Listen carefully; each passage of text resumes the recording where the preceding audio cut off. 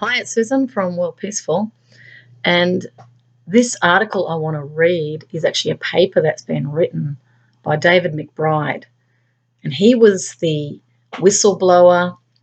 He was the reason why the Australian Federal Police raided the ABC, and it was to do with what they called the Afghan files, and in particular, what has been considered criminal misconduct of soldiers in respect of killing civilians, targeting, and their activities in Afghanistan. So the big question hanging around or over the top of this whole issue is, were soldiers in the special forces behaving appropriately?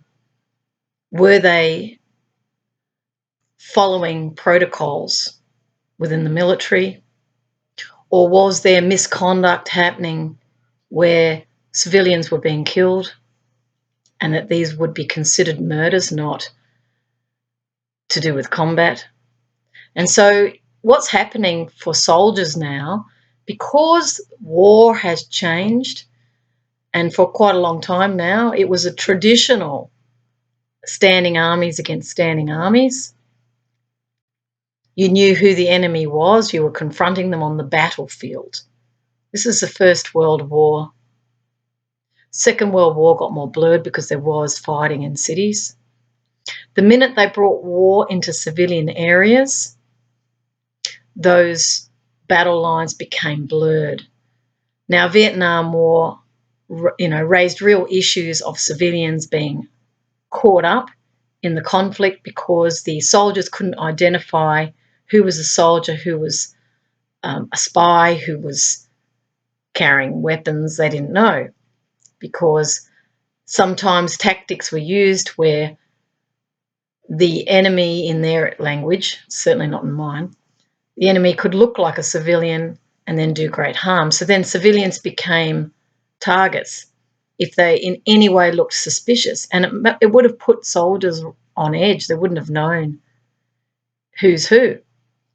And of course, subsequently, we saw civilian casualties in the Balkans during, the breakup of Yugoslavia, that conflict over there. And we also saw it in Afghanistan, Iraq, Sudan. We've seen it, probably not Sudan actually, because that was an internal conflict there. So they did know each other. But when we've got foreign armies coming onto soil that is very different, and we're having militias arising, or there's a civil war happening. In the case of Syria, initially it was more akin to a civil war, and then other parties became involved. But what we're really finding, and this is really, really heart-wrenching, is civilians being targeted. Not only is it heart-wrenching, it's also really concerning, because these theatres then move. So anything could happen. We think we're all safe in Western countries. I mean, I personally have never felt comfortable, and I've felt very distressed when I've seen images of civilians being hurt. And I know others feel the same. That child's body that washed up, Turkish child, I think it was, and there was huge outpouring because people could relate to their own children. When people see, I don't know if it was Turkish, I think it was Syrian child. It was probably Syrian. When people see this, they relate to it. It's like the reality of the war comes to them. Otherwise, it's just another soundbite, that people just move on from when they're watching the news. But when you really sit with issues like this and contemplate what it would be like to actually be in a war zone. I knew someone who was in a war zone, and he said he constantly felt targeted. He actually did a painting on a cannon, with a cannon, and that cannon in this picture, wherever you moved in the room, it looked like the cannon was pointing at you. It was very clever the way he did it, but he said that's what it's like. You can never relax. And, it's a whole nother reality when you could be killed at any moment. Can you imagine the stress of that? or if you've seen family members murdered, you know, right in front of you. Can you imagine the trauma of that? See, this is not your violent film where it has an ending and the actors all go home. This is the real deal. It's not a violent video game. But the mind finds it hard to tell the difference because it's been played out on a screen in front of us and we're looking at it remotely. And then all we're seeing is objects on that screen. So there's a lot of psychology in all of this, but at the end of the day, people are being harmed, but it's sanctioned by government because it's been labelled a war and they are dressed as soldiers, and we then say that they are defending the nation state. And the big questions we're having these days is, are they defending the nation state or vested interests? And I think a lot of soldiers, well, I know a lot of, let me just reframe that because I'm about to say a lot, but I don't know for sure about that. I just want to be more accurate. I know from soldiers I've spoken to, there were huge questions around what they were doing and whether this was in the public interest. And some came out as refuseniks too. They actually said, I'm not fighting. People were extremely alarmed when they found out that there were vested interests that they were fighting for. And I think that's the big card on the table for all of this, to legitimise, if it's possible, to legitimise war, which is what they do. But in reality, is it legitimate? Why can't we resolve conflict peacefully? Where has the system broken down at the United Nations? Why don't we have an international peace force? Why don't we train people in conflict resolution around the world? Why don't we have a Department of Conflict Resolution rather than Defence? You know, there's lots of issues in this that never get discussed. So I'll do it in my videos because I'm a peacemaker. You know, I'll raise the topics that people probably haven't thought to think about just due to the fact that I've been trained in this area.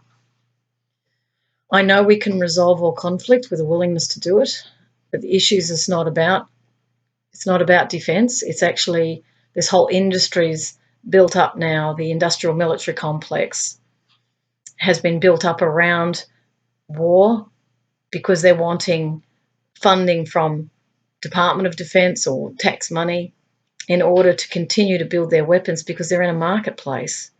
So the system of economics has come into military procurement. So in the past, where the military might have had suppliers, and this was typical in government, they didn't have contractors, they had suppliers. And they controlled and monitored, and they would have investigated those suppliers to make sure they were domestic, firstly, that they were providing products of quality, but they had control over it is the key point here.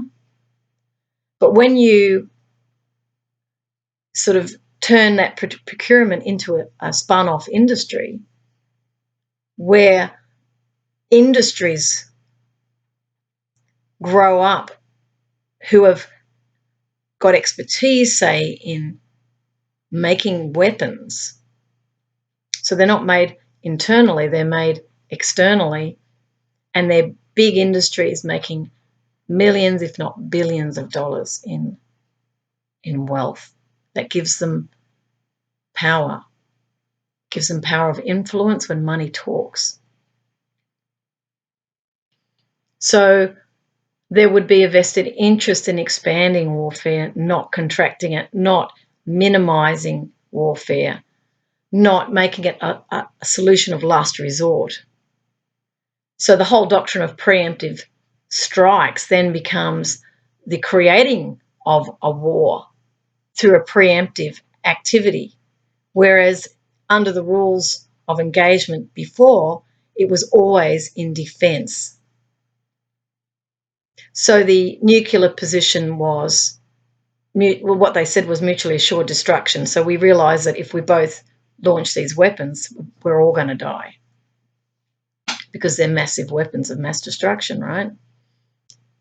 So there was a defensive posture. Retaliatory action would be taken. But what we've seen as a shift in that is preemptive. So this is creating conflict. Now, they might argue it's because of this and it's because of that that we've had to do this. I personally don't believe that. I believe there's a vested interest in the creating of these wars, and there's agendas behind that which are not in service to the public. It's a dark industry when you're killing people. This is not making balloons. This is not producing foam. I'm just using some, simple things. This is not the car industry. This is tanks. This is automatic weapons. This is bunker busters, bombs, mini nukes they're called. This is conventional weaponry. This is scalar weapons. Then we start moving into energy-directed weapons. We've got all sorts of stuff coming out. Draper is the American, what do they call them? Defense Advanced Research Projects Agencies, DARPA. They've even got Draper, which is the spin-off in the non-profit area, Draper, and ex-intelligence people are on that. So there's massive issues around not only industries cropping up around the enormous amount of money that's been earmarked for defence. In Australia, we're looking at $200 billion over the next 10 years. And then we've got an industrial military area here in Australia. We've got the companies. I think they're mostly US. I'm no expert on it. I haven't actually really looked into who they all are, but I know some of them. We've got that, and they've even got their own defence industries minister. He's not a defence minister. He's a defence industries minister, which means they have their own minister and they are not Australian. That is a big issue that's not talked about, of course, by both sides of politics. And then we've got the issues of who's feathering who. It's like I don't know. As a citizen looking at all of this, it's interesting. And that's the fusion of industry to government is what that is. And foreign interests, of course. So that's kind of a preamble that I've felt to express, because it's kind of a backdrop, if you like, to David McBride, who's looking at all of this from another angle, and this is why he became a threat. So the title of his paper that he wrote as a military lawyer is called "Who is a Member? Targeted Killings Against Members of Organised Armed Groups." In 2009, the International Committee of the Red Cross published the interpretive guidance on the notion of direct participation under international humanitarian law. The interpretive guidance was prepared by the legal advisor to the ICRC, which is the International Committee of the Red Cross, Dr. Nils Melzer, whose 2008 book, Targeted Killing in International Law, presented a similar interpretation of the law to the interpretive guidance. So it's a bit jargonized. Both publications propose the same test for membership of organised armed groups in non-international armed conflict. In non-international, it means it's national.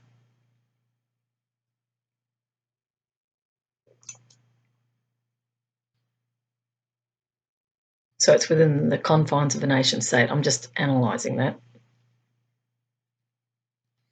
This test is based on whether the particular person performs a function on a continuous basis in which they cause harm in a single causal step. This is the legal language.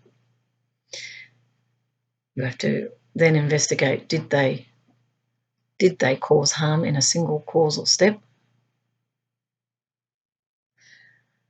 Or was it continuous? So in 2010, Brigadier General K.W. Watkin published a paper that criticised the interpretive guidance definition and proposed a definition of membership of organised armed groups that directly mirrors a conventional state armed force, including combat service support elements. namely those elements of an armed force most removed from operational activity, such as caterers, warehouse operators, pay clerks, and a number of different medical disciplines, including psychologists, dentists, and nurses. This article will argue that the most practical and legally correct definition is somewhere between these two extremes. It is submitted to be properly categorized as a member of an organized armed group. A person does not have to directly inflict harm in one causal step or a recurrent basis. So I'm assuming that doing harm in one causal step is like lashing out or just shooting. I shouldn't say just, because it's really not a small thing when people harm each other, or whether it's happened repeatedly is what they're saying. So the point being made here is they don't have to directly inflict harm. However, neither should a cook be properly considered a member of an organised armed group. More accurate reflection of who is a legitimately targetable member of an organised armed group is based not on the harm the individual causes, but simply on conduct that shows they intentionally enable the operational activities of the group. And that's where the concern is that on the one hand, they're saying that the individual, it's not about the harm the person causes, but there's an intention, which might be, we're in agreement with you harming someone and I'm part of your group. Be like that.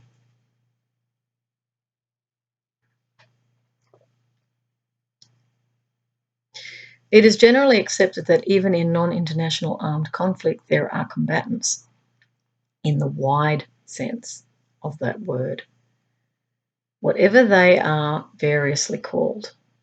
While they are not privileged combatants, interesting wording. Okay, the privileged comment there means that they have certain rights and privileges and immunities from prosecution when they are traditional soldiers. Now, when they're public and they're actually doing roles that support that group, what this is suggesting is that it's broadening the labelling of them as being part of an organised armed group. They just have to have an intent, which means, they support the group and what they're doing. So he's saying while they do not have privileged combatants, they do not have civilian status and can be attacked at any time within established limits of international humanitarian law.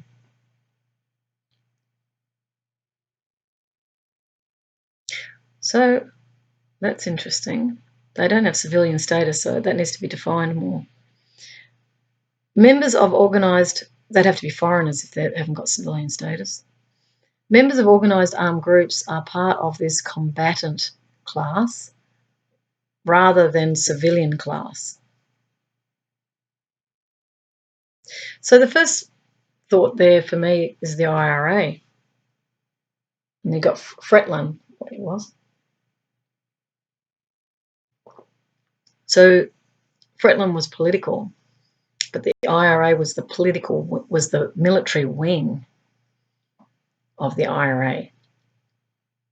So if you were the cook for the IRA, the suggestion here is the intent is there, you would be considered part of an armed group, a member.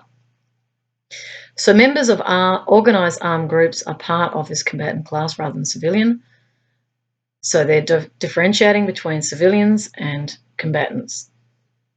Accordingly, this article will submit that a more satisfactory way of defining them will come from simply considering whether they form part of the armed force. In a not dissimilar way, one might recognise a state armed force without recourse to formal membership, or indicia such as uniforms. This is quite a different test to one used to decide whether a civilian has lost their protection from attack. And I submit it produces a more logical representation of an armed group than a test that is based on an individual's proximity to the causing of harm, let alone one based on the causing of harm in a single causal step, which is a one-off, I'm guessing. While this may seem a totally esoteric argument, it actually has very practical results.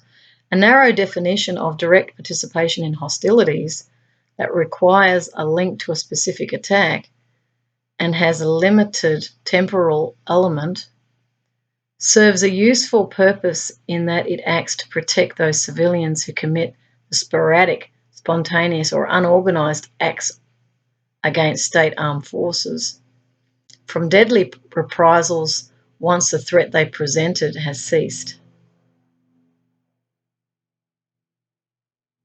However, if one starts with a narrow test for loss of civilian protection and then uses the same narrow test but adding on a recurring basis, and they've got that in quotes, he's got that in quotes, in order to define members of organised armed groups, as the interpretive guidance does, important logistics support and possibly even leadership elements integral to the operational capability of the armed group will not be included as members of the organised armed group. By definition, in a non-international armed conflict, there must be armed groups who have an element of organisation and capability about them. It is not appropriate to define these members who of course may in extreme cases number in many thousands, wear a distinctive type of uniform and have weaponry which is equally sophisticated to that of the state armed forces they are fighting, on their individual proximity to the infliction of harm. Once a group has formed itself into an armed force capable of operational activity, even if they are a relatively small organisation, they should be able to be targeted as an armed force would be. It is not appropriate to target them as a number of disparate civilians carrying out isolated, disorganised attacks or acts, which by definition they are not. There will be challenges in searching for indicia, which is uniforms, of who makes up that armed force and who is a member of that organised armed force. But I submit these challenges can be satisfactorily addressed, especially in the case of targeted killings, which will almost certainly be resource and intelligence heavy operations that target key personnel only. This becomes kind of relevant when we look at the Iranian general that was just targeted. Also Osama bin Laden. But there is some speculation about was he actually killed. I don't know. Because there was no body, was there? And then it was argued that they have to bury them at sea, or they took him out to sea because he had to be buried within 24 hours under Islamic law. But nonetheless, the key point there is, well, from my perspective as a civilian, is it appropriate to target even those who are known combatants? I would then argue, why can't they be put before a criminal court, some sort of court of justice? But then they're in war settings, they would argue, and they are there to fight and kill. See, the whole nature of militarism is totally against the law. It's like, and I mean it in the literal sense here, it's like it's opposite the law, where if somebody kills someone, you go in front of a judge and there's a punishment for it. But in war, there's this implied okayness with killing because you're defending your country. I mean, this is not questioned in our world. It's like, because we're so fed so much in violence, and we see soldiers, we see movies, we see here in Australia, Anzac memorials, they're everywhere, which is a way of keeping in the public mind this as an aspect of nationalism that's given you your freedoms. Or is it activities that have gone on for hundreds and hundreds, if not thousands of years in order to keep people in power. Now, anyone could argue and say, well, look at the Second World War, you know. This was clearly a fascist situation, Axis evolving, that was countered by the Allies, and it was stopped. So it was expanding. Expansionism was happening as the alliances grew with, you know, Yugoslavia and Italy and Poland and so forth. This is Germany I'm talking about. And then the alliances, you know, certainly the French, the British, the United States, Australia. And so the argument there would be we were defending freedom, would be the argument, which means the freedom to trade, actually. Because if fascism comes in, that's your totalitarianism again, and they can just make the decisions around trade. See, I think all of it's come down to trade, to be honest. That's what I think. That's what I've come to understand, is it's all about the freedom to trade. So this is about wealth. This is about status. It's about class, maintaining a way of life. And of course, the rest of the community has benefited from that, particularly as standards of living have risen as a result of trade. So whilst that was going on and the public were benefiting, the public got behind it. But if the public aren't benefiting, and at any point in the future, if they're not benefiting, then they won't be behind those in positions of power. And then war becomes the enemy because people see themselves as being targeted.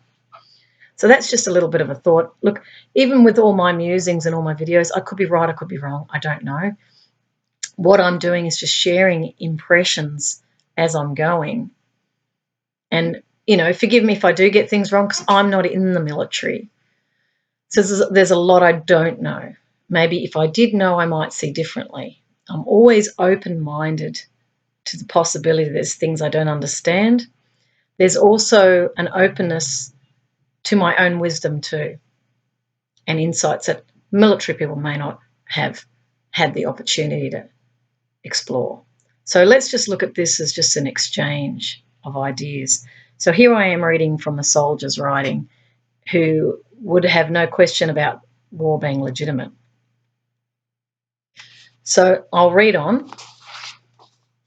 He says, a further problem in the interpretive guidance test is its ability to be understood and accepted by those who must apply it, namely professional soldiers.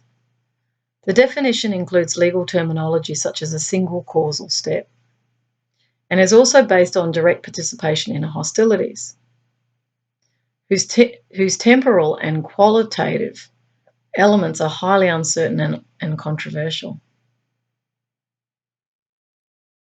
Finally, it produces results many would find counterintuitive.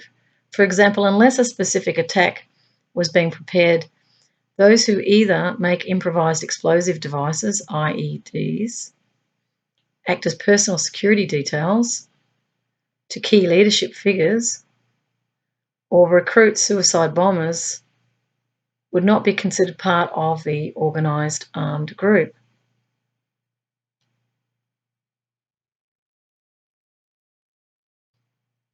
I submit the alternative test I propose is more likely to be understood by military and civilians alike because it represents a more natural understanding of a military force. But without taking this idea to unrealistic extremes, a further related advantage is that it also allows state armed forces to be more honest and transparent in their targeting decisions. It's kind of, I'm a bit bemused, you know, honesty and transparent in the killing of someone. I understand what he's saying though, because for them the targeting is part of the military. You know, you target when you're a marksman. You're going to target people when you're in battle, you're targeting all the time. So for them, it's normalised language. For me as a civilian, I go, that's interesting. Yet they're seeing deception in respect of targeting decisions.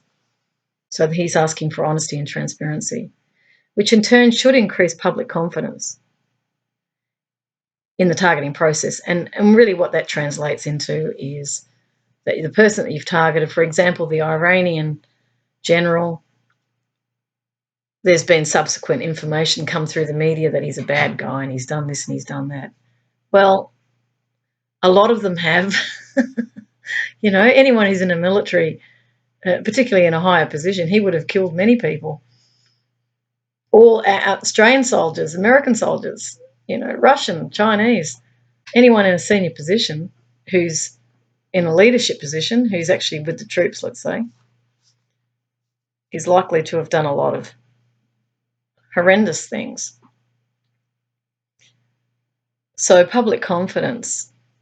So I'm just saying that because the targeting of this Iranian guy, I'm just using him as an example because that's just been in the news. They would have to say that it was justifiable to target him because he was about to do something violent. Well, we don't have evidence of that. It's like I'd like to see the evidence that he was about to engage. I'd like to see the papers that states he was about to engage in, let's say, a mass act of violence, and they were preventing that.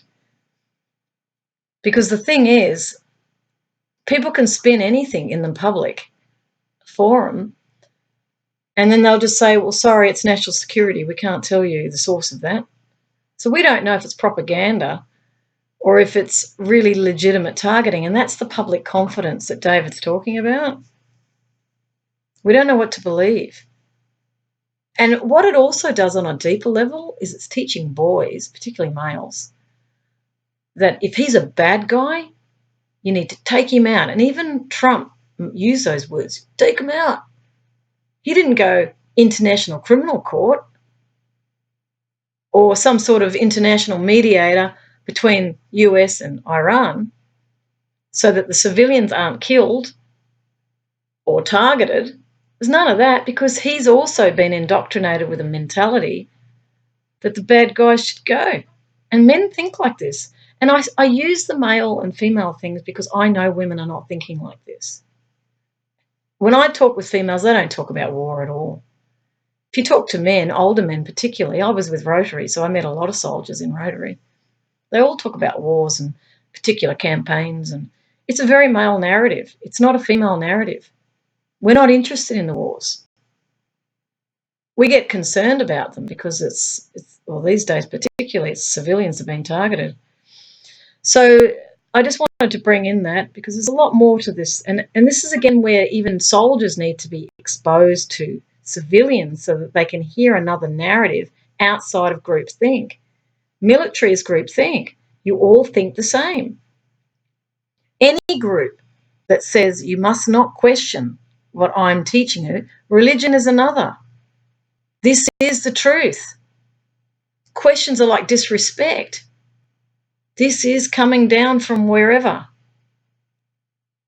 The military is the same, unquestioned obedience, and that's totalitarianism in the military. You will do as you are told, and we only really select those who will. If you are asking questions, you're undermining the entire group, and our security is minimised if you question. We can't have that out in the battlefield. We have to be one force and we have to be unified, and that's really what they're aiming for with group dynamics in military application. That is why they do not accept questioning. They might allow a certain degree of it because, you know, you're needing to know something, and they may well answer you. But if you were critiquing them internally, they wouldn't accept that. So I'm just pointing that out. Now, where was I? I'll just go back a little bit so we can recap it.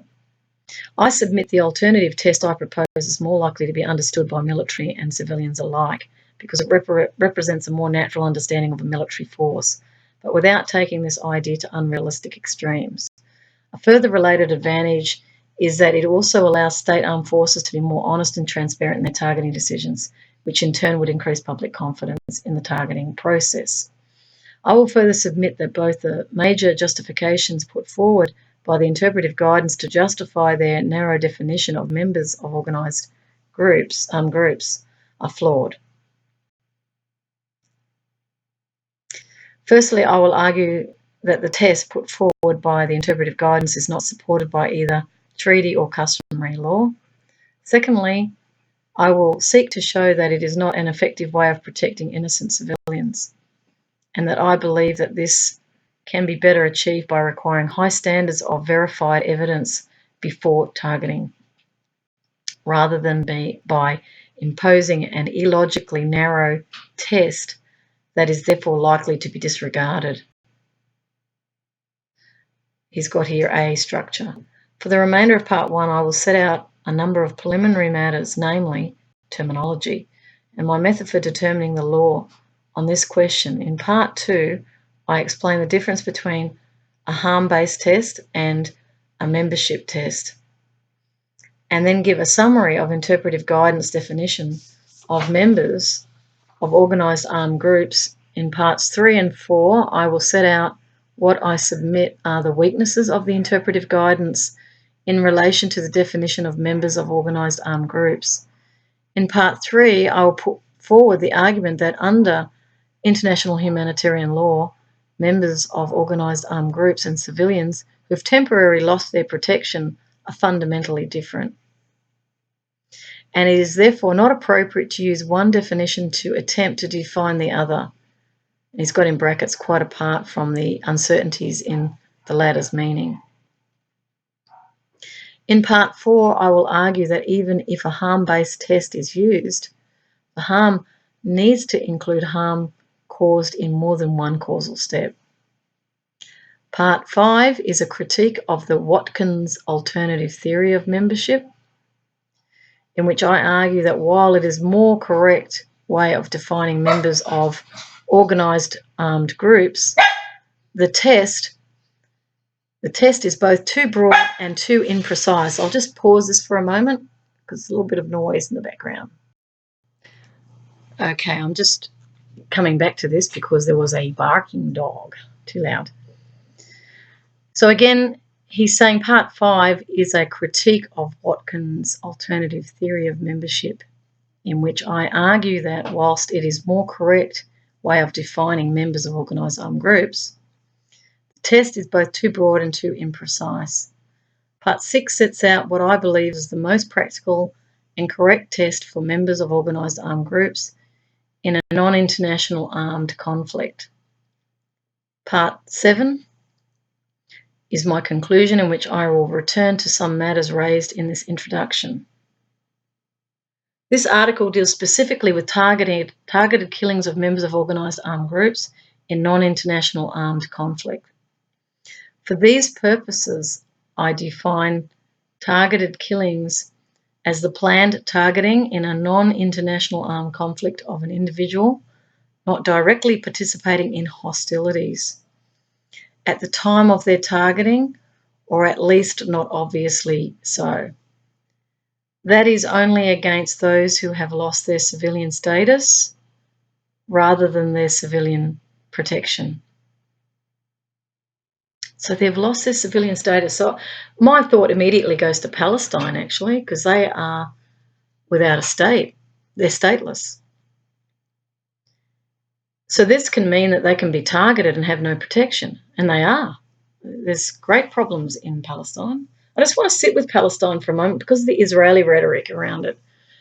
And again, the Israelis also protect themselves from critique, definitely. There is a definitely strong spin around promoting Israel as right and the Palestinians as terrorists. And there have been numerous attempts. I'm feeling to go there right now, actually. I'm just going to sit with this. There have been numerous attempts to try and create peace in the Middle East, and it's failed dismally because the root problem hasn't been dealt with, which is the original petitioning of Palestine, because it was actually Palestine prior to it being named, part of it being named Israel. I was thinking, just let me reflect on that for a moment.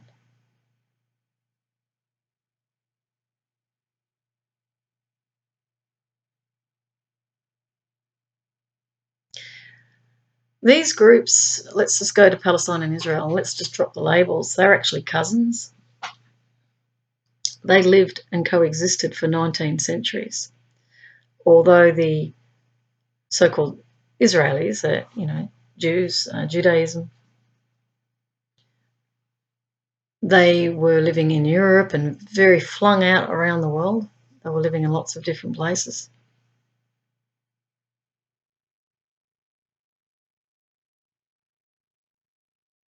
So I'd like to know why that happened, that they ended up in different parts of the world. I don't actually know a lot about Jewish history, why that happened.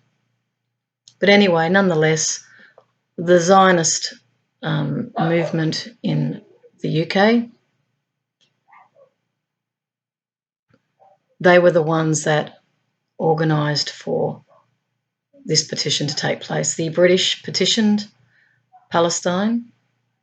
It was a British protectorate. And it was through the lobbying of Balfour, I guess it's called the Balfour Declaration. The Rothschilds were part of that process of lobbying from the Zionist Federation, if I'm correct. I just want to sit with it because I'm not 100% sure. I haven't really looked deeply into this. I have looked into it. Arthur Balfour. It's funny, when I see Balfour, I see a four-leaf clover, which is interesting, which is about luck. I'd say it was about luck. But I do know at that time they were also, this is the Rothschilds I'm feeling to go to, were looking at colonisation at that time. So there's a whole narrative around all of that. But again, petitioning a country without the permission of those people is going to create a problem. And as they've seen, it's not gone away.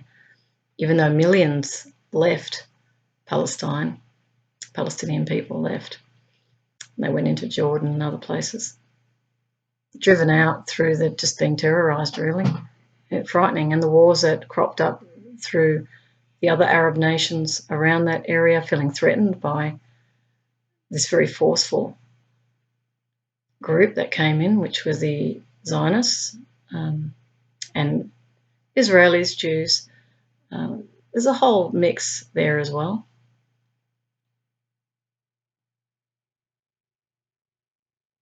There was peace movement in Israel as well. The kibbutzes were part of that, which is sort of self-reliance. There's also been resistance groups in Israel too, like peace groups. I've met some of them who tried to, raise the issue of fairness with the Palestinians, for the Palestinians, because it became apparent that they were being targeted. So that's come up under this idea of targeting and statelessness. They're extremely vulnerable. And we're looking at a Goliath situation here where these are people who don't have money. The Jewish establishment are very wealthy. There's 12 families that actually control Israel, from what I know. And there's certainly fascist tendencies because of the military control in Israel. There's also brotherhood, secret societies. Now, I'm just going to quickly, because my mind's lateral, so I kind of go into different places. In the media inquiry of the Senate, which I've just done a video on, it was the ABC guy, I think, or maybe not ABC, it might have been the Nine Entertainment person who talked about secret societies. No, I think it was News Corp who did that. Now, they were talking about secrecy in respect of intelligence, but I actually think what they were really meaning was secret societies, Freemasons. And the reason I bring that up is that Netanyahu was a 33-degree Freemason.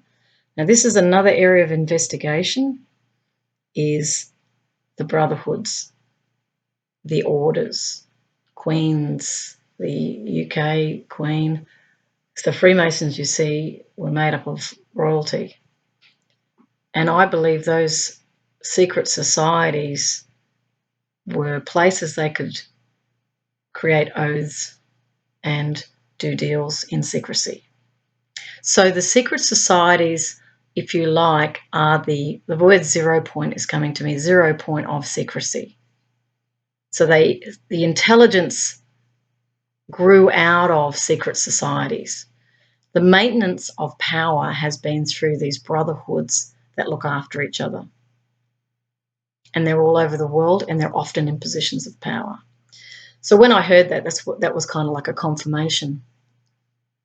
I also noticed in some of these contractors, these big companies that are in the arms area, I have actually seen representatives with badges that have Freemasonry on them. That looked to me like a message they were sending to one another that you can do business with us. The military is one of the ways to maintain power, of course. So I just felt to put that in because it came to me. And civilians have a certain labelling and non-civilians are very vulnerable. But I don't even know if civilians are that safe. You know, when you've got what Snowden talked about in that film was PRISM, his program that he wrote, was used to target people. And there's a scene in that movie where someone's holding an iPhone and they target through the electromagnetic field of the phone. There's a signature on the phone too. Each phone is identifiable now. And they would just send a rocket from maybe a gunship and blow that person up. They could be doing it through a drone. So in that footage, the person wasn't the only one killed. There was a whole heap of people killed around the person. And they don't care because that's the enemy.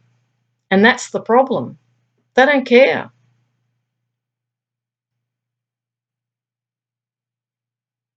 I've seen footage too myself from an Iraqi doctor. I always remember this at the ANU because I saw a film where they actually brought targeted footage. They were targeting what looked like a building because they had the crosshairs. And then the crosshairs, they targeted the building and then they moved it to the people. There's a whole bunch of people and they just targeted them. So I think what the sensitive issue is here is really legal action coming out of the targeting of civilians. Now, there is obviously protocols and rules around whether they're civilian or they're not. So non-civilians could be, the rationale could be that they're brought in as mercenaries, and engaged in armed activities so that they can include them in combatant status. That's what I would guess. But then in the case of the Palestinians, million of people, they're not all combatants. There's going to be groups in there that are. But then similarly to the problem in Vietnam, how do you know who is and who's not? And then the jails get filled with all sorts of people for a whole range of reasons. Then surveillance, a lot of the surveillance we're getting here has probably come from there and the United States because they're all working together. So these were oppressive technologies used to monitor 24/7 activities of people who are all viewed as the enemy. And that's been brought into civil society as under the guise of terrorism, which we all know was orchestrated. The truth is coming out about all of that. So how do we hold on to the terrorism narrative when it's becoming evident that there are interests who have created that war on terrorism in order to create endless war and oil wars? So this is the thing from a civilian perspective. That's what we're all thinking and seeing. We're just going, and I know a lot are thinking this way because I've spoken to people. They have real concerns about that. So this work that he's doing is to try and articulate more carefully, because he said he doesn't want civilian casualties. So he's explained that the articles dealing with the killing of members of organised armed groups in non-international armed conflict. For the purpose, I define targeted killings as a planned targeting in a non-international armed conflict of an individual not directly participating in hostilities. See, this is really concerning, this language. At the time of their targeting, or at least not obviously so. That is, only against those who have lost their civilian status, so they don't have a nation state, rather than their civilian protection. I don't know how people lose their civilian status. I accept that some would submit in certain circumstances targeted killings could occur against those directly participating in hostilities. In the widest sense of the term, at their time of their targeting, and I will discuss such an example in part 6. However, the uncertain and controversial temporal limitations of that phrase make this classification problematic. I acknowledge that in the targeted killings case, the High Court of Justice of Israel classified those targeted by the Israeli security forces as directly participating in hostilities at the time of their targeting. See, that's what I've just been talking about. I will deal with the ruling in part 4. I might even go and have a look at that. I do not class actions by law enforcement personnel outside of armed conflict as targeted killings, as Melzer apparently does. I want to have a think about that. Well, I'm concerned that targeted killings might happen in civil society because the person is showing dissent, persons of interest. And if phones are being weaponised, which they are, then what's to say we get someone who's unspooled, as they said, in Charlie Wilson's war. That was what the CIA guy said, it's a bit unspooled. If they're seen as unhinged and they're in government and they decide to target people on the basis of they're anti-something, then they can be targeted. And if they're using sort of scalar weapons, energy-directed weapons, well, people can get targeted, can't they? So I'm concerned about the escalation of this acceptance of targeting anyone, bringing it into a civilian, and these are in civilian settings, but in chaotic war situations, which are not traditional wars. There's combatants in there. Usually it's some sort of what they call insurgency. I don't really even like that word, insurgency. It's like more of a civil, they create civil forces, or they're sort of violent militias that have been created in order to counter a government or something. It's not solving the problem of that conflict. It escalates it. And again, it's that idea that like what I've said in my previous videos, and I'll say it again, is through inquiry, you would say, I have to target that combatant in order to feel safe or in order to win. Is it true? Is this the real winning?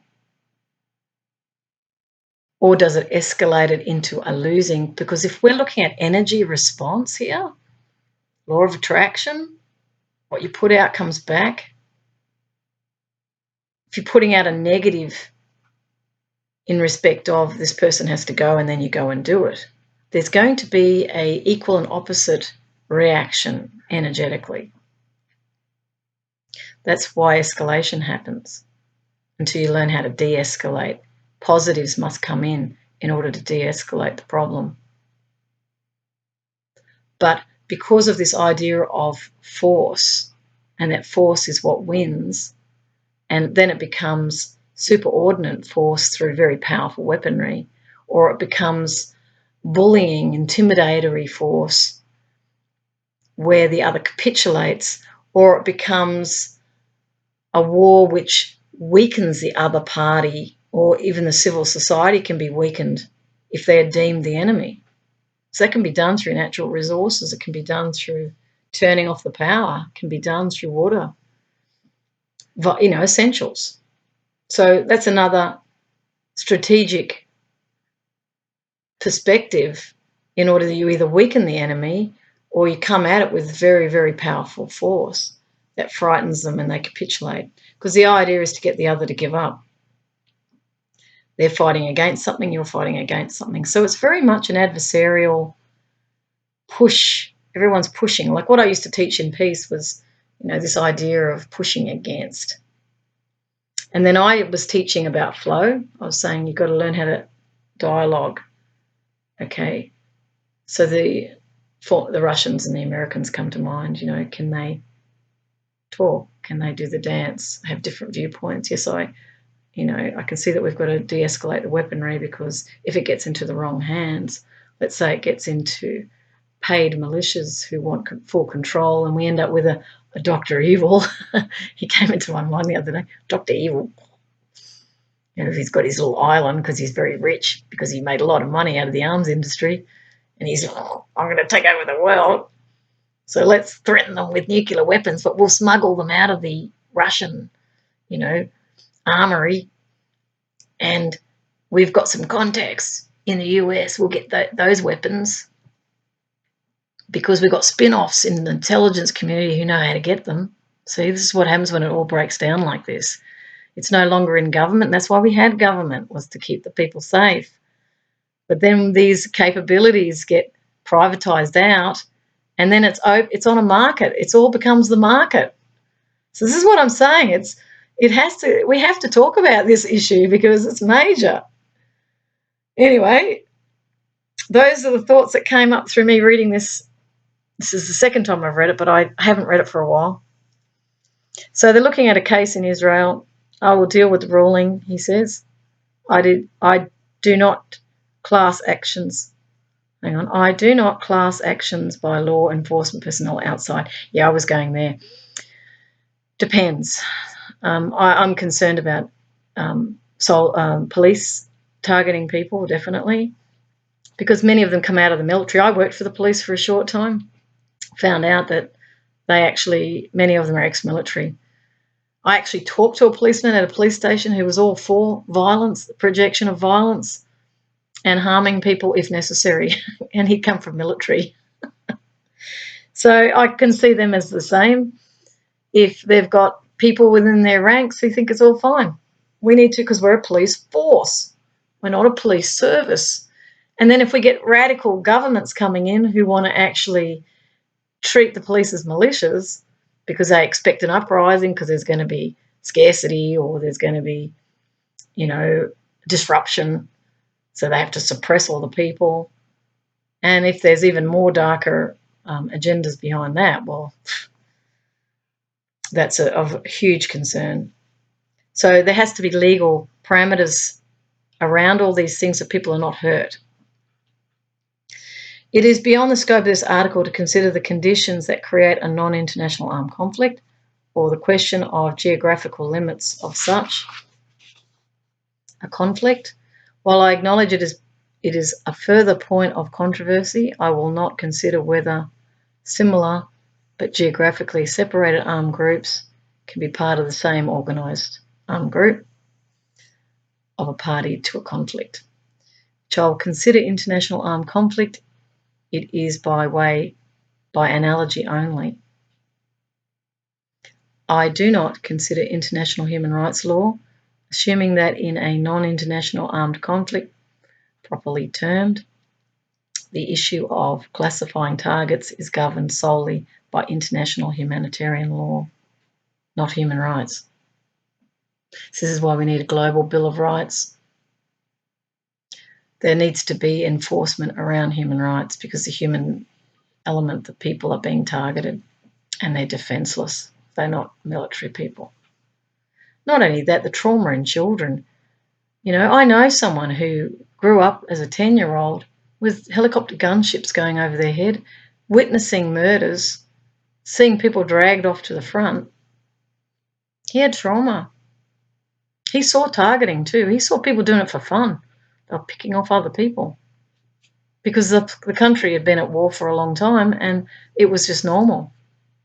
But he was traumatised by it.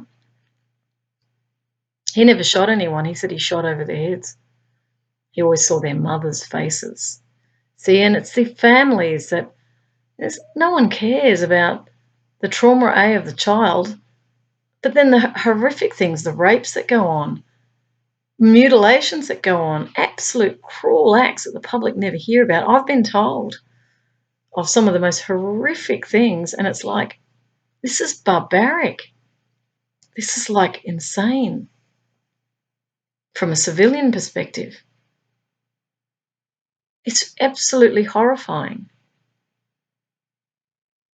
And when you're desensitized to humanity because you've been taught to objectivize everything and it's an enemy or it's not, you're not relating to the impact of those actions on those families. I just think it's incredible.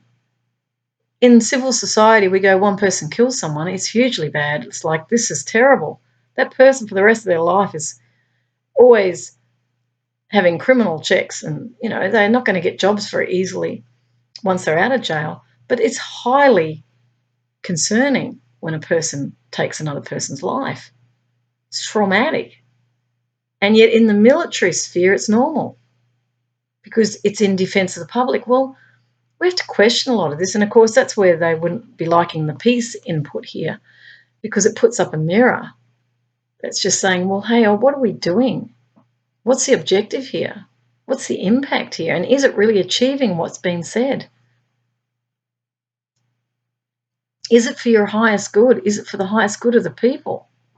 Well, what about the civilians in this setting? How can you be defending the civilians that are your people, but the civilians in another country you're not? How different are they from your people? They're not. See, it's a logic that I don't relate to because all human beings are my family. It's like I just don't relate to it. Why can't we work as one global village and educate in non-violence and peaceful behaviours and teach consequences? But why do we model violence? See, I just don't understand it. I mean, if I was raised in it, my parents were in it and generations were in it, and I really believed all the nationalism around it. But when I look at it just as a civilian, I just find it hard to get because I wouldn't want to hurt anyone.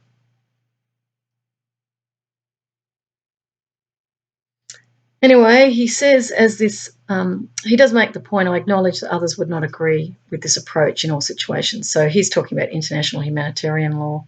He's not looking at human rights law. Yeah, I don't understand that either. As the article deals only with non-international armed conflict, when the term organised groups is used to denote only the armed forces of a non-state party to the conflict. By organised armed groups, I do not include the political wings of such groups, but only the armed wings. So when I mentioned the IRA before, that would be that. Further, this article assumes that such groups have a level of organisation and capability, at times to avoid confusion between members of the organised armed group under the interpretive guidance and what I submit is the correct definition. I will sometimes use the term combatant to denote those who have lost civilian status in a non-international armed conflict. It is accepted by this article that, strictly speaking, combatants are only those privileged combatants, generally speaking members of the state military forces, who suffer no criminal sanctions for their acts of war that are not war crimes, and who are entitled to prisoner of war status. See, there's no criminal sanctions when they're murdering people and they're in civilian areas. It's like it's fraught with concern. However, accurate or not, combatant is sometimes used to describe non-civilians in non-international armed conflict, either on its own or prefaced by unprivileged or unlawful. and I will also occasionally do so in an attempt to make a point. In such cases, I will generally refer to them as combatants in the wide sense, in order to distinguish them from privileged combatants of international armed conflict. So I wonder what the difference between non-international, I would have thought, is just based in a nation state or a geographic area. International armed conflict, I would think, would be, there may be more parties involved in the international conflict, like in Syria. Israel and Palestine would be, I would think, a non-international one. In this article, I will generally use the phrase members of organised armed groups to denote those who do not have civilian status in non-international armed conflict. Although it is only a phrase from Additional Protocol 2, and thus not necessary customary international law, I submit it is the most accurate term for the following reasons. Firstly, in a non-international armed conflict, it is accepted there must be armed groups. Secondly, any armed group or armed force of a party to the conflict, if correctly classified, must have a level of organisation. Finally, the term members of organised armed groups is gaining increasing acceptance by writers and state military forces to denote those who, in a non-international armed conflict, have lost civilian status, and who therefore can be engaged without them directly participating in hostilities at the time they are targeted. He says, C, determining the law on this question. The two most important pieces of treaty law on the question, Common Article 3 of the Geneva Convention of 12 August 1949, Common Article 3, and Article 13, in brackets 3 of APII, are sparse in their language. While some minimum requirements can be gleaned from these two articles, obviously the most important pieces of interpretation in determining the answer to this posed question will come from a consideration of customary international law, despite the fact that the subject matter of this essay is often clouded by state secrecy. So there's our secrecy again. I believe there is enough information, especially that produced in the last few years, to satisfactorily establish customary international law on this issue. So I'm obviously not going to read all of this, it's too big. I might just have a flick across and see if I can find Article 4, which is the Israeli one, because I'm kind of curious about that. I haven't read it, I don't think. I'll have a look. See if I can find it. But there's a lot of rules around engagement. Oh, I've got 6 here, so it's not too far down the track. See, and in a way, that's sort of justifying the killing, you know, if we're going by the rules. And that came from, here we go. That actually came from, you know, the rules of engagement. Sorry, I'm just seeing my papers there. The rules of engagement, you know, First and Second World War, Geneva Conventions, the rules of war, just war theory, all that stuff. So this is point 4, which is if a harm test is used, why it should include harm not caused in a single causal step. See what he says. A, can those within armed groups indirectly participate in hostilities and not lose protection? The interpretive guidance maintains that even within the confines of a clearly established armed group, a person can indirectly participate in hostilities and not lose either civilian status or civilian protection. For a specific act to qualify as direct rather than indirect participation in hostilities, there must be a sufficiently close causal relation between the act and the resulting harm. As a result, even those who, using the same examples, continually build IEDs, which are improvised explosive devices, or recruit suicide bombers for Al-Qaeda or the Taliban, do not lose their civilian status. Well, okay, how would that apply if they're building IEDs? What about the military-industrial complex who are building weapons? How does that apply? He goes on to say Melzer justifies this result by stating that to include those who support an armed group but who do not directly inflict harm as targetable members of an organised armed group would be an excessively wide approach which would completely discard the distinction between direct and indirect participation in hostilities inherent in treaty and customary law. I submit the distinction between direct and indirect participation in hostilities is not actually a strong concept in either treaty or custom. Further, to allow those associated with armed groups to intentionally and continually indirectly participate in hostilities, according to the interpretive guidance definition, within an organised armed group and still not lose civilian protection would seem to have little support in customary international law.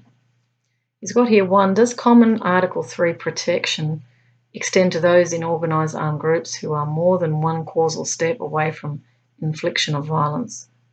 The protections of the civilian population in common Article 3 have authoritatively been stated as represent customary international law in all armed conflict. So they're not bringing the Geneva Conventions into this. This is all law.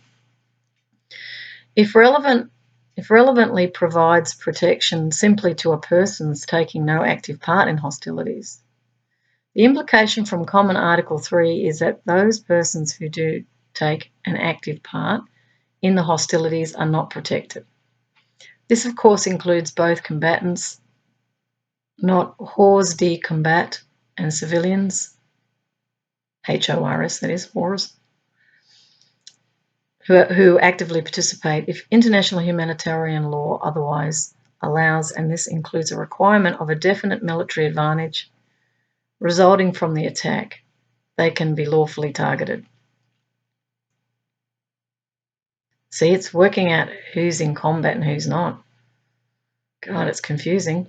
There is no temporal scope to the phase in that it does not seem to matter that a person is not literally taking an active part in hostilities at the time they are targeted. So what happens if, let's say, intelligence falsifies the record of a person who's, let's say, had some association with the group? Let's say they've changed their profile and said that they actually have much more involvement than they do. What happens then? So we're assuming that there's transparency and honesty in all of this. What if you just want to get that person because they're saying things you don't like? Then it's murder, which is hiding behind the protections offered by being a combatant or military in an official military capacity or citizen.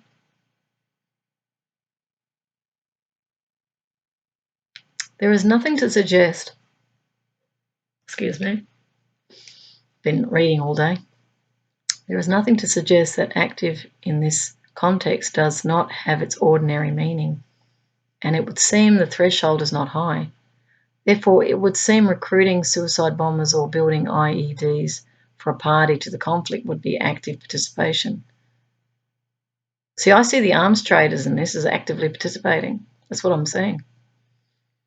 Put another way, it seems highly unlikely that there might be successful prosecution for a serious violation of Common Article 3 if a proven IED maker or recruiter was deliberately targeted by a state armed force. The prosecutor or applicant would have to convincingly explain why building an IED or recruiting suicide bombers were not active participation in the conflict. I will discuss what is apparently considered active participation in more detail below. But it would seem from military manuals and official pronouncements that conduct such as building IEDs, consistently recruiting insurgent fighters, or acting as a PSD would be considered active participation as envisaged by Common Article 3 by many states. Now, I would argue here, why not the investors, the ones who are providing the material aid money to create these so-called terrorist groups or militias or insurgent groups? Because there's suggestion that there are other parties external to the conflict who have an interest in creating these insurgents to keep the endless war going. Now, if we were going to, well, I don't think they should be targeted personally, not at all. I think they go to court. But there's no reason why those who are funding both sides of the conflict should not be held accountable in a court of law as in material aiding war for the purpose of profit. And that can be providing weaponry to both sides too, because that's an escalation of the conflict. This is not procurement. It's a big difference. And they have a vested interest in expanding the war. Who knows what other activities they might be involved in respect of fueling the conflict in order to produce more weapons and make more sales. And those investors, they might be paying off political leaders. We don't know what sort of third party in this. If we were to conflict map this, we'd like to know who the actors are, all of them. What are the behaviours and what are the consequences of. This is Johan Gultung's conflict triangle I'm actually describing here as a means of assessing the conflict. We've also got the counter-terrorism maps, which look at all the environments that are happening around the conflict, the ecosystem. They typically look at it like an ecosystem, and they're looking at all those parties involved in order to work out counter-terrorism. I've seen one of those maps, they're pretty involved. He's saying that further, in any criminal prosecution in the International Criminal Court for a serious violation of Common Article 3 against the perpetrator of state-sanctioned targeted killings, state-sanctioned, it would seem the prosecutor would also have to prove that those who ordered the targeting knew the person targeted was not a lawful target. Well, what about those who are killed who are around that target? See, what about their lives? What are they worth? So if the particular state's official targeting policy was that those who enable insurgents by, for example, building IEDs or recruiting are actively participating, it would seem hard to prove that those who chose to target the individuals had the necessary mental element to have committed a crime. See, the mental element's the operative word there. Any prosecution or legal action would have to concentrate on the state's definition of active participation being manifestly unlawful.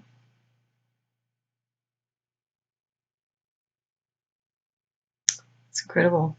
According to established customary and treaty law, which, as I will argue below, seems unlikely given the state practice, opinio juris, and jurisprudence on the subject.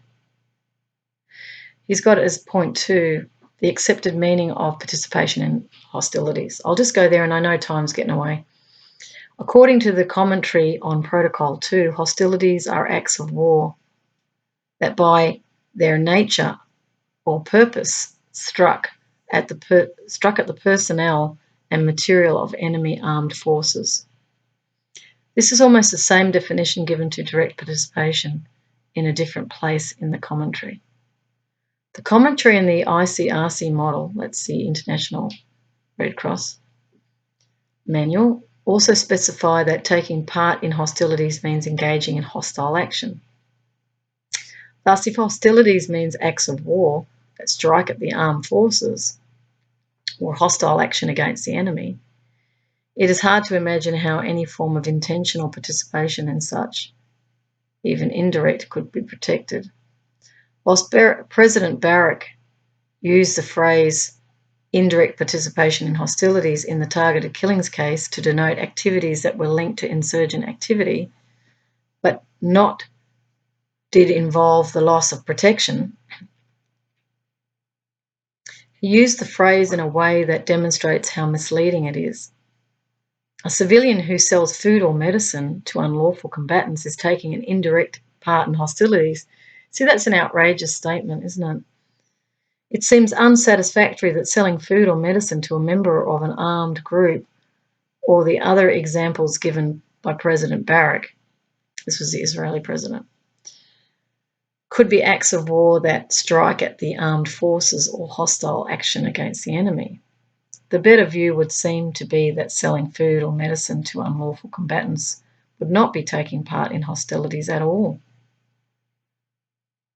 They might just need to make a living, and there may well be a market for these guys. Or they're just being kind, someone needs medical help, so they're doing it. See, civilians think differently. If hostilities means either acts of war that strike at the armed forces or hostile action against the enemy, in brackets, and the authorities seem to support this, close brackets, then it's hard to agree with Melzer that he states that to intentionally support such acts should entail no loss of civilian protection unless they are directly supported in one causal step. Certainly it is hard to see express support for that narrow interpretation in either treaty or custom, as I will discuss below. I'm just thinking whether I read on.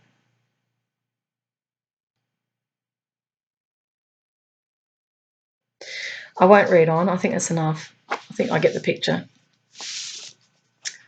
From a civilian point of view, here they are legally arguing over who gets targeted, who doesn't. From a civilian point of view, it's extremely concerning. Because the very act of taking a life, you have to disconnect from the humanity. And so as you become more threatened, depends on what the threat is. The threat can be an iPhone. The threat can be, an uprising. It can be an overthrow of a government. It can be that you've come into their country and they're fighting against you because they resent your presence. And they could be quite justified in that feeling of wanting to get you out. They might be feeling frightened. Now, I'm going to take it very briefly, only for a few minutes, and then I'm finishing. I'm going to take it to a higher perspective.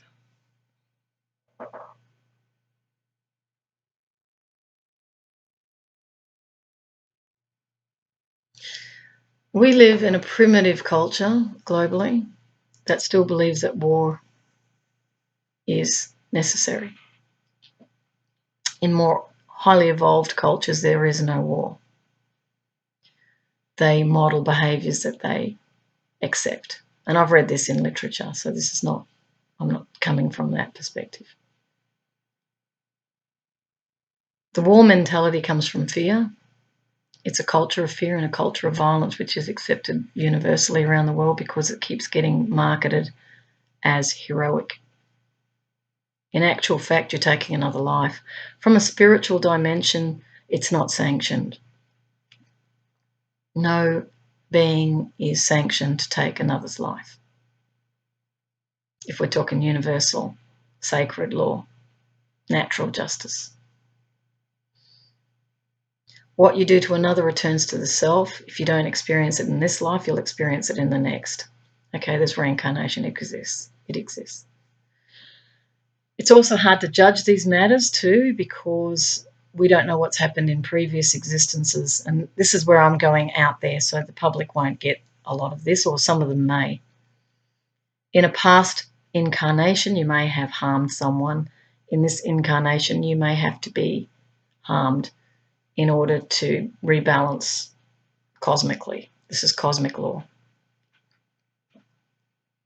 But because we're not privy to that knowledge of the cause and effect and the higher intelligence, which is all of it in actual fact, meaning the God spark, if you like, is in every single human being, this higher intelligence is experiencing through us. beyond this existence, there is another existence where there's no physicality and all live on. So I'm coming from a higher perspective now. We live on. So death doesn't really exist if I'm coming from highest truth. They call it transition into the next experience. This doesn't say go forth and transition lots of people, because when you're in a human experience, you oscillate between fear and love, and you're going to feel guilt. So there is going to be a darkening of you as a result of committing an action that goes against your true nature. The true nature is to love. So love is not an airy-fairy term. It is the glue that survives humanity, in the sense that the human survival is based on love. Without love, there's no survival. So it's not us against them, these peaceniks, this and that. Our true nature is to love. Now, when we disconnect from our true nature, we objectivize our world. We then create narratives around the justification of harm, and we don't want to feel any impact of that harm that's been projected. So we will dress it up in, I'm serving my country, I'm protecting democracy, I'm furthering freedom, when in actual fact killing, with the intention to kill. So the very combatant argument, non-combatant argument, non-civilian argument is kind of irrelevant in a lot of ways, because the armed people who are being paid for it have an intention to kill. So they are combatants. The New Earth Army comes back to me, the gentleness is the strength. The New Earth Army was an experiment with securing the peace through creating inner peace within the soldier. That's why they called themselves Jedis. New Earth Army, men that stare at goats. Have a look at that. What was being showed or showcased to the US military at that time, through cosmic dimension, I would say, is you have to find inner peace in the soldiers. Soldiers have to become peacemakers. Now, all violence will fall away when the generals, the politicians, those engaged in creating the hostilities are at peace. So if you don't want war, you can't be acting as a warrior. You can't be projecting aggression if you don't want war, because your very acting out of that creates the war. And the universe brings back a counter response. So you can work out counterintelligence, you can work out surveillance, you can work out intelligence gathering, but ultimately you're the creator of it. So if you're under siege, it's because you've created it. Now, the Afghans may argue, well, we didn't do anything. We're a third world country. We seem to have been in a strategic position where we've been invaded by everybody, but we've managed to kick them out because of our faith. See, the Afghans were more united, like the Taliban, and they didn't know anything. They just knew that it was their country and they loved their families. So what they were demonstrating was the power of love. Now, the Taliban, of course, were the orphan children in the madrasas in northern Peshawar who were raised by the mullahs. So they actually didn't know normal family, which was why the whole gender thing was a nightmare for women in Afghanistan. They were ignorant. And there were also the Saudi forces in behind there bringing in Sharia, who wanted more extreme Islam to take root. So they were expanding their way of life. From higher perspective, that's your endless war that you're creating, and it's because you're not at peace. The very things you think you're going to get, like power and control, yeah, you may get some short-term profit from it, but in the long term, as Gandhi said, empires always fall. He said, always remember, whenever you despair, they always fall. And that's a cosmic law as well, because it's destructive energy you're projecting into the world. It's going to destroy you. So what you put out comes back. It always comes back. because there's only one of us in the room, spiritually speaking. What you do to another returns. I'm just reinforcing that because I'm getting inspiration to do it. We're looking at mirrors in the world. The world mirrors us. Consciousness is very powerful.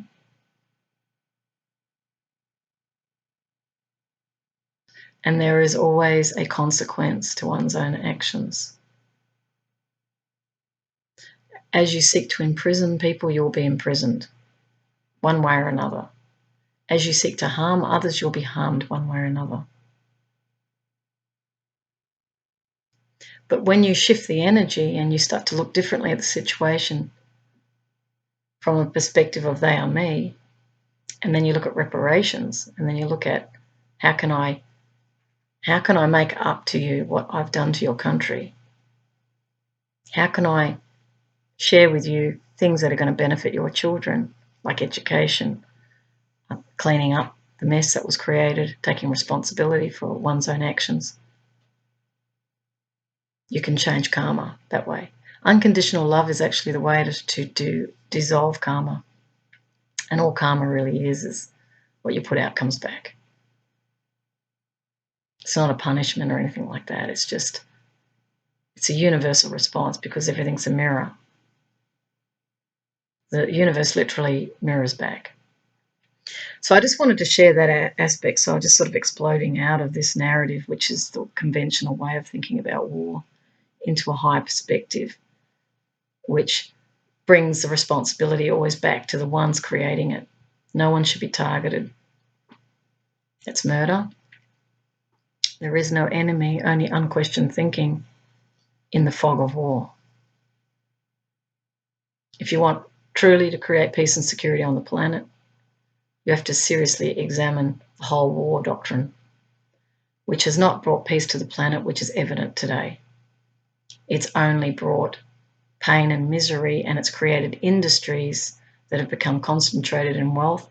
It's created drug running, it's created prostitution, it's created child trafficking and pedophilia and crime gangs. So what it's done is it's actually perpetuated that dark aspect of humanity. There have, of course, been occasions where heroism through war has happened. There are great learnings in the process of conflict, and every soul is on their own trajectory. So there may have to be a soldier in this lifetime. Next lifetime, it could be a peacemaker. Who knows? So we're on this karmic wheel. There's no doubt about it. But I just wanted to give you that perspective so that that's at least in this narrative, which it needs to be, rather than us all believing it's all about humanitarian law, although I'm a great supporter of humanitarian law and human rights law. But I'm also aware of consciousness and how it creates. So I will leave that with you, with peace. And as I said, that was David McBride. He was the one who the Australian Federal Police were seeking the information he had provided to the ABC about what happened in Afghanistan. So I'd say there was targeting killings in Afghanistan. And being a lawyer himself, they may well have been concerned about cases where a soldier could have been taken to court over murder, and then the defence wants to come in and protect their image because they're constantly trying to keep a good image in the community so they'll be supported. But I would encourage Department of Defence to be transparent and honest, like David McBride has indicated, because that's what builds trust with the community. We want to have a say in this because it's the money of the people, but it's also the fact that it can turn on us. We can then become the targets if this new world order gets out of hand, which it has. As we privatised everything off, we're in a new world now. It's another world. And those rules, those laws that we've all, respected, international law, it's all breaking down because the people's interests are not being represented. I believe that's the real issue here. So I'll leave that with you. to have a contemplate over. It's long, I'm sorry, but it's the way it is. I'm tired. Take care, and I send you peace and love. Bye.